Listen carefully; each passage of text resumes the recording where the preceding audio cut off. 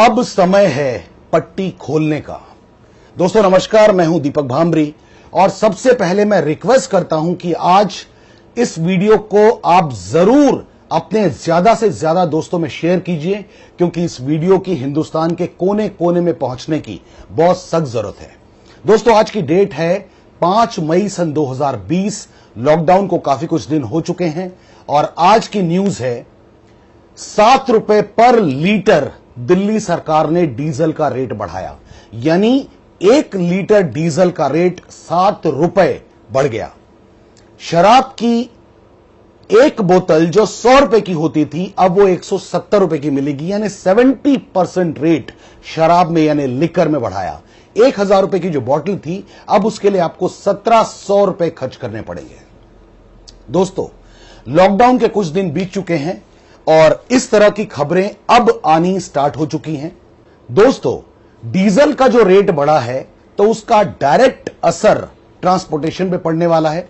Transportation पे असर पड़ने का मतलब होता है कि आपके घर में आने वाला दूध महंगा हो जाएगा, ब्रेड महंगा हो जाएगा, अंडे महंगे हो जाएंगे, सारी सब्जियां महंगी हो जाएंगी, फल महंगे हो जाएंगे, राशन महंगा हो जाएगा। या कुल मिला के अगर मैं शॉर्टकट में कहूं कि आज के बाद से हर चीज जिसकी आपके परिवार को सख्त जरूरत है, हर चीज महंगी होने वाली है। वैसे भी लॉकडाउन और कोरोना वायरस का जो असर हम लोगों की जिंदगी में आया है, हम लोग बहुत दिनों से महसूस कर रहे होंगे कि बहुत सारे लोगों की जॉब्स ऑलमोस्ट जा चुकी हैं, या बहुत सारे लोग जो ऐसे हैं जिनकी जॉब नहीं गई है बट उनकी सैलरी में बहुत जबरदस्त कट किया गया है। मैं आपके साथ कुछ इंडस्ट्रीज के बारे में शेयर करना चाहता हूं कि ऐसी कौन कौन सी इंडस्ट्रीज हैं जो कि लॉकडाउन और कोरोना वायरस की वजह से जबरदस्त जिनके ऊपर असर पड़ा है और इनको संभलने में बहुत सारा वक्त लगने वाला है।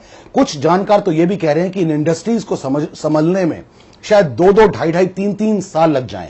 मैं आपके सामने शेयर करता हूं वो कौन कौन सी इंडस्ट्रीज हैं। सबसे पहले तो जॉब मार्केट। आप ये महसूस कर रहे हैं कि जॉब मार्केट यानी अब जॉब्स नहीं है, ना तो सरकारी जॉब्स हैं ना प्राइवेट जॉब्स हैं, और अगर जॉब है भी तो इतना जबरदस्त कंपटीशन है। जहां पर एक नॉर्मल इंसान 10 लोग जहां पर जॉब करते थे अब वहां पर छटनी हो चुकी है और 5 या 6 लोग उन 10 लोगों का काम करेंगे, यानी आपके ऊपर प्रेशर जबरदस्त तरीके से बन जाएगा। मैं डरा नहीं रहा हूं, मैं आपकी आंखें खोलना चाहता हूं। आपकी आंखों में जो पट्टियां बंधी हुई हैं मैं उसको खोलने की कोशिश कर रहा हूं। इसके अलावा रियल एस्टेट इंडस्ट्री में अगर आप काम करते थे या आपके दोस्त काम करते हैं तो ये इंडस्ट्री अब ऑलमोस्ट तबाह हो चुकी है। 3 साल तक रियल एस्टेट में कोई ग्रोथ होने वाली नहीं है। और हां, एक और इंडस्ट्री जिसको टूरिज्म इंडस्ट्री कहा जाता है, अगले 2-3 सालों तक इस इंडस्ट्री में कोई ग्रोथ नजर आने वाली नहीं है। इस इंडस्ट्री से जुड़े हुए लोग बहुत परेशानी में आने वाले हैं। इसके साथ ही जुड़ी हुई है एक और इंडस्ट्री जिसको हम कहते हैं ट्रैवल इंडस्ट्री।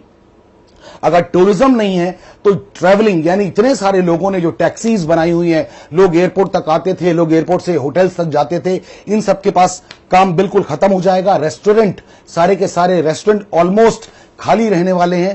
कोई वहां पर जाकर, क्योंकि सोशल डिस्टेंसिंग करनी है लोगों को कई महीनों तक, कई सालों तक, तो रेस्टोरेंट में लोग खाना खाने के लिए जाने वाले नहीं है। एयरलाइंस के बारे में अगर मैं आपसे बात करूं, एयरलाइंस का भट्टा बैठ चुका है। और हां, मैं आपको बता दूं, अगर एयरलाइन स्टार्ट भी होने वाली हो जाएंगी तो एयरलाइंस को भी सोशल डिस्टेंसिंग मेंटेन करनी पड़ेगी। यानी एक एरोप्लेन में अगर 300 लोग जा सकते थे तो उस एरोप्लेन में सिर्फ 100 लोग ट्रेवल करेंगे, और अगर 100 लोग ट्रेवल करेंगे तो आप अंदाजा लगा सकते हैं कि टिकट्स कितनी महंगी होने वाली हैं।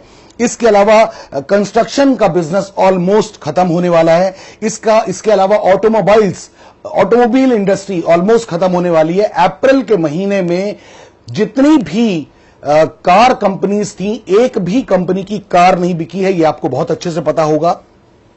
इसके साथ ही एक और इंडस्ट्री जो इससे कनेक्टेड है, इवेंट मैनेजमेंट जिसको हम कहते हैं। अब लोग इवेंट करने से घबराने लगेंगे, इवेंट करना लोगों ने बंद कर दिया है। अभी आप देख रहे हैं शादियों में भी शायद 30, 40, 50 लोग जा रहे हैं, तो आगे चल के भी ये सिलसिला कंटिन्यू होगा। तो इवेंट मैनेजमेंट वाले जो लोग काम कर रहे हैं उनके ऊपर भी बड़ी मुश्किल आने वाली है। इसके अलावा सिनेमा इंडस्ट्री, और बहुत इंपॉर्टेंट बात आप लोगों के साथ करने वाला हूं कि सिनेमा इंडस्ट्री में जितने लोग काम करते हैं 100 में से 90% लोग दिहाड़ी के ऊपर काम करते हैं। कोई शूटिंग्स नहीं होंगी बहुत समय तक, क्योंकि सोशल डिस्टेंसिंग मेंटेन करनी है, कोई गैदरिंग नहीं होगी और लोग सिनेमा देखने भी नहीं जाएंगे। नेटफ्लिक्स और जो पायरेटेड मूवीज आ जाती हैं टीवी में, वही लोग अपने अपने टीवीज में लगा के देख रहे होंगे। तो सिनेमा इंडस्ट्री का बेड़ा गर्क होने वाला है। रिटेल इंडस्ट्री, अब किसी का कोई शौक नहीं है कि कोई ज्वेलरी खरीदने जा रहा होगा या कोई बढ़िया बढ़िया शर्ट्स खरीदने जा रहा होगा, बढ़िया शूज खरीदने जा रहा होगा। ये रिटेल इंडस्ट्री ऑलमोस्ट अब बहुत समय तक बहुत मंदे की दौर देखने वाली है। इसके अलावा स्मॉल वर्कशॉप्स, जो छोटी छोटी वर्कशॉप्स हैं, क्योंकि मजदूर जा चुके हैं, मजदूर अपने अपने घरों में जा चुके हैं, तो स्मॉल वर्कशॉप्स का भी बहुत बुरा हाल होने वाला है, जिसका असर बड़ी फैक्ट्रीज और बड़ी कंपनियों के ऊपर बहुत बुरे तरीके से पड़ेगा। दोस्तों, आप ये सोच रहे होंगे कि ये बातें मैं आपको डराने के लिए बता रहा हूं।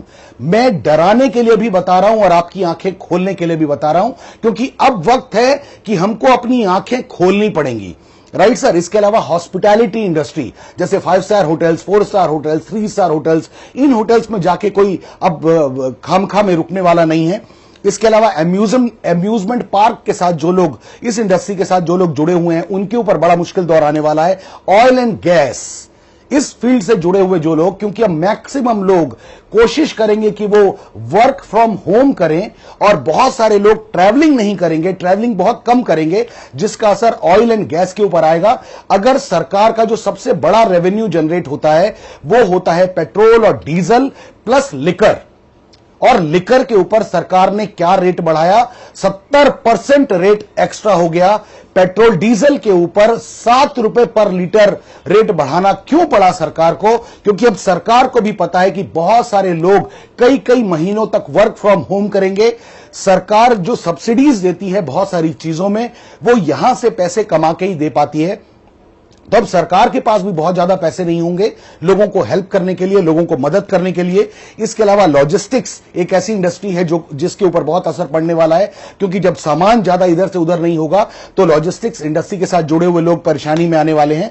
लग्जरी प्रोडक्ट, अब कोई ऐसा नहीं होगा कि वो हर 2 साल में अपने पर्दे बदलने जा रहा है, या अपने घर को रेनोवेट करने जा रहा है, या अपने सोफे बदलने जा रहा है, या अपने सोफा कवर्स बदलने जा रहा है, या शो पीसेस बदलने जा रहा है, घर में टंगी हुई लाइटों को बदलने जा रहा है, या वॉचेस बदलने जा रहा है। इस तरह का काम बिल्कुल नहीं होगा। यानी लग्जरी आइटम जितनी भी हैं उनके ऊपर बहुत बुरा असर पड़ने वाला है। लोकल ट्रांसपोर्ट या जैसे ओला उबर है, लोग इससे भी अवॉइड करेंगे, क्योंकि लोगों को डर होगा, क्या पता मुझसे पहले कौन बैठा था, क्या पता वहां पे प्रॉपर सैनिटाइजेशन हुआ है या नहीं हुआ है। तो इस इंडस्ट्री को भी बहुत असर पड़ने वाला है। उसके अलावा लाइव स्पोर्ट्स जैसे आईपीएल तो कैंसिल ही हो गया, लेकिन आईपीएल अगर कैंसिल हुआ तो आप ये मत सोचिए कि सिर्फ आईपीएल में प्लेयर जो थे उन्हें पैसे नहीं मिल रहे, उनका नुकसान हुआ। जी नहीं, स्टेडियम के साथ जुड़े हुए लोग, स्पोर्ट्स अथॉरिटी के साथ जुड़े हुए लोग, टीवी जहां पर उसका ब्रॉडकास्टिंग हो रहा था उसके साथ जुड़े हुए लोग, यानी हर तरह की इंडस्ट्री के लोग, उसके साथ जो लाइव स्पोर्ट्स के साथ जो जुड़े हुए हैं, उनकी जिंदगी में बहुत असर पड़ने वाला है। इसके अलावा मैन्युफैक्चरिंग यूनिट्स के ऊपर बहुत सारा असर पड़ने वाला है, क्योंकि डिमांड कम हो रही है। अब लोग अपने सर्वाइवल के लिए पैसे बचाने के मूड में हैं, तो डिमांड कम हो रही है, तो मैन्युफैक्चरिंग यानी सेल्स घटेंगी, तो मैन्युफैक्चरिंग भी उतनी ज्यादा नहीं होगी। दोस्तों, ये कुछ इंडस्ट्रीज हैं जिसके बारे में मैंने आपसे बात की, लेकिन ये बात करना मेरा मकसद नहीं है सर। मेरा मकसद यह बताना है कि जो होना था वो हो चुका।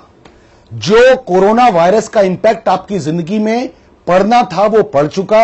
जो लॉकडाउन का इंपैक्ट आपकी जिंदगी में पड़ना था वो पड़ चुका। जो फाइनेंशियल इंपैक्ट हम सबकी जिंदगी में पड़ना था वो पड़ चुका। अब आगे क्या? और अब मैं वो बात करने वाला हूं जिस बात को करने के लिए मैंने ये वीडियो बनाना चाहा। अब मैं आपसे बात करने वाला हूं कि अब समय है आंखों से पट्टियां खोलने का। दोस्तों, यहां पर 2 बातें हैं। पहली बात कि या तो आप इस सदमे में आ जाइए कि इतना सब कुछ हो गया, इतना सब कुछ डाउनफॉल हो गया, अब मुझे क्या करना है, मैं तो कुछ कर नहीं पाऊंगा। या तो इस सदमे को अपने दिल में बिठा लीजिए और धीरे धीरे घुट घुट के अपने आप को इस गर्त में मिलाते जाइए।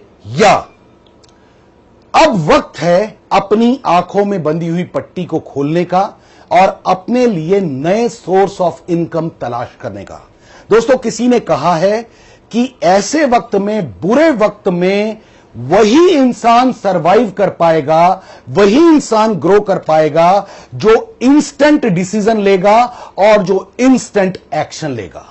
मैं रिपीट कर रहा हूं अपनी बात को, वही इंसान सरवाइव कर पाएगा जो इंस्टेंट डिसीजन लेगा और इंस्टेंट एक्शन लेगा। दोस्तों, ऐसे समय में जब बहुत फाइनेंशियल क्राइसिस हैं, जब बहुत प्रॉब्लम है, मैं क्लियर कट आपको बोलना चाहता हूं, आप अपनी इनकम को बढ़ाना जरूर चाहते हैं क्योंकि आपकी ईएमआईज हैं और आपकी कार का लोन है, आपकी बाइक का लोन है, आपके ऊपर होम लोन है, आपकी सैलरी कट चुकी है, हो सकता है आपकी जॉब भी जा चुकी है, लेकिन 2 या 3 महीने का वेव ऑफ आपको मिल चुका है, लेकिन इससे ज्यादा का वेव ऑफ नहीं मिलेगा। आपको अपनी ईएमआईज पे करनी पड़ेंगी, आपको अपनी कार की ईएमआई पे करनी पड़ेगी, होम लोन पे करना पड़ेगा, क्रेडिट कार्ड के बिल्स पे करने पड़ेंगे, जितने भी आपकी रिस्पॉन्सिबिलिटीज वो आपको करनी ही पड़ेंगी। आपको अपने बच्चों की फीसेस जमा करनी पड़ेंगी, घर में राशन भी लाना पड़ेगा, दूध भी लाना पड़ेगा, ब्रेड भी लाना पड़ेगा, अंडे भी लाना पड़ेगा, हर चीज करना पड़ेगा क्योंकि ये आपकी अब मजबूरी है। आप अपने खर्चों में कुछ परसेंटेज का कट ऑफ कर सकते हैं, लेकिन अगर आप ये सोचें कि मैं 50% अपने खर्चे कम कर दूंगा, this is not practically possible. कोई बैंक आपकी ईएमआई को खत्म करने वाला नहीं है। तो ये वक्त है कि आपको अब अपनी इनकम को बढ़ाना ही पड़ेगा। अब वक्त है कि आपको अपनी आंखों के ऊपर बंधी हुई पट्टी को हटाना ही पड़ेगा और अब आपको समझना चाहिए, मेरा ये सजेशन है कि अब आपको समझना चाहिए एक ऐसी इंडस्ट्री को जो ऑलमोस्ट जीरो इन्वेस्टमेंट से शुरू हो जाती है। अब आपको समझना चाहिए एक ऐसी इंडस्ट्री को जिसमें आपकी ग्रोथ की संभावनाएं बहुत ज्यादा है।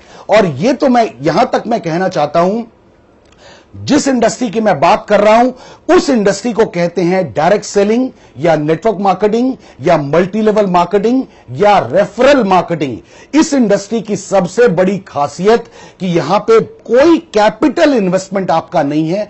अगर मैं आपको यह कहूं कि शराब की एक बोतल की कीमत पर, यानी सिर्फ जितने पैसों में शराब की एक बोतल आप खरीदते हैं, उतने पैसों में जिंदगी भर के लिए, आपके परिवार के लिए, आपके परिवार की जिंदगी को बढ़िया करने के लिए डायरेक्ट सेलिंग या नेटवर्क मार्केटिंग की बिजनेस अपॉर्चुनिटी या नेटवर्क मार्केटिंग का बिजनेस मॉडल आपके पूरे परिवार का हिस्सा बन सकता है।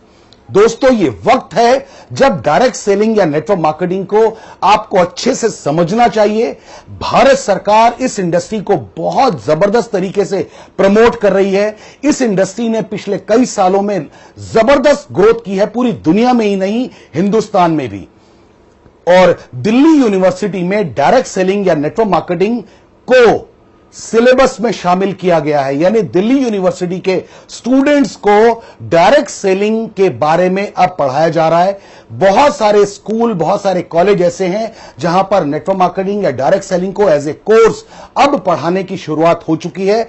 इसलिए अगर आपको इस वक्त सबसे बेहतरीन कोई अपॉर्चुनिटी चाहिए जो आपकी परिवार की जिंदगी को बहुत बढ़िया कर सकता है, तो मेरा एक ही सजेशन है कि आपको डायरेक्ट सेलिंग या नेटवर्क मार्केटिंग में अपने आप को जरूर डालना चाहिए, नेटवर्क मार्केटिंग को जरूर समझना चाहिए। और मैं रिपीट कर रहा हूं, मैंने पहले भी कहा, जितने पैसों में आप शराब की एक बोतल खरीदते हैं, उतने पैसों में जिंदगी भर के लिए नेटवर्क मार्केटिंग का यह बिजनेस आपके परिवार का हिस्सा बन सकता है।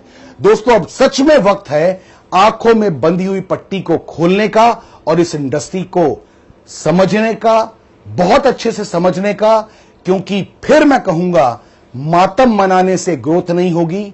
इंस्टेंट डिसीजन और इंस्टेंट एक्शन लेने की जरूरत है, जिससे आपके परिवार को एक फाइनेंशियल सपोर्ट बहुत अच्छे तरीके से मिल पाए। दोस्तों, मैं आपसे एक बार रिक्वेस्ट करता हूं, अगर मेरी बात पसंद आई हो तो इस वीडियो को अपने हर दोस्त के साथ शेयर कीजिए। इस वीडियो को ज्यादा से ज्यादा लोगों तक पहुंचाइए ताकि हिंदुस्तान को एक अच्छी अपॉर्चुनिटी मिल सके, हिंदुस्तान के सारे लोगों को मुश्किल वक्त में एक सपोर्टिव हैंड मिल सके। जैसे कार में एक स्टेपनी होती है ना सर, वैसे ही मैं कहना चाहूंगा नेटवर्क मार्केटिंग को एक स्टेपनी की तरह अपनी जिंदगी में यूज कीजिए और बहुत जल्दी ये स्टेपनी आपका मेन टायर बनने की ताकत रखती है। दोस्तों, आज अपनी बात यहीं समाप्त करना चाहता हूं। Wish you all the best, God bless you, thank you very much, जय हिंद।